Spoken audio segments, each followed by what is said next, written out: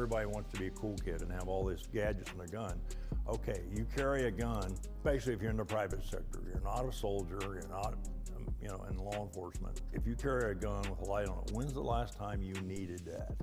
Wow, you can smell the boomer bullshit from a mile away on this one. If you guys have watched this video or any from him, you'll understand that this gentleman has a pretty strict stance on what he wants, which is a 1911 stock, jamming harder than a rock concert. He also wants you not to be able to see at night, you know, to defend yourself or anything like that, because he thinks an onboard weapon light is only for the cool kids. I'm guessing he means military and law enforcement. This is going to raise a few points, and it's going to hail back to a video that I just did that's pinned at the top of my page. You can see it right there. Civilians need access to training and tools that military and law enforcement also have. And there is a strong argument for the better trained the civilian population is, the safer the civilian population is. Okay? An onboard weapon light is a tool. Just like this pew-pew is a tool. This is all tools that I can utilize to defend myself or my family. And because bad stuff typically happens when it's dark outside, I want a light to be able to see. Okay? These lights serve multiple functions. First of all, it's a big bright light that allows me to see. Secondly, oh, it's got a strobe function. Sorry for all the epileptics who are now on the ground probably seizing.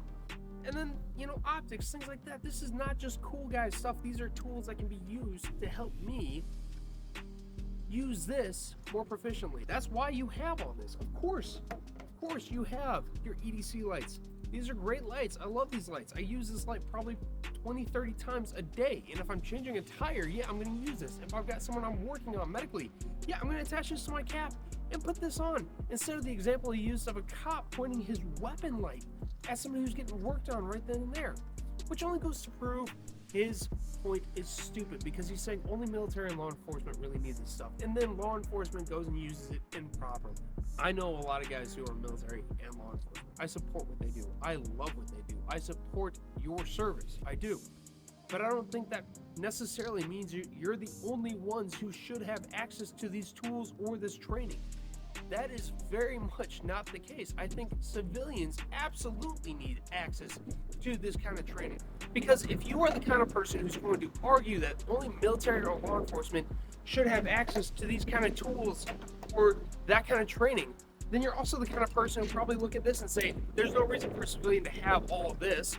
Why should a civilian have all this? Why do they need a 30-round magazine?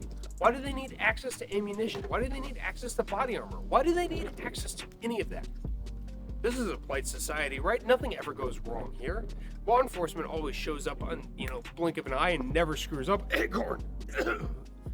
What I'm trying to say, guys, is that at the end of the day, if you do not support civilians owning, training with, and using firearms and decking them out in all the proper tools that they need to use to succeed, then you're probably not, pro 2A. Simple as that. Thanks for watching. Please like and subscribe. As always, stay safe, stay free, and I'll catch you on the next one. Bottom line is, I think lights in today's world are extremely overrated.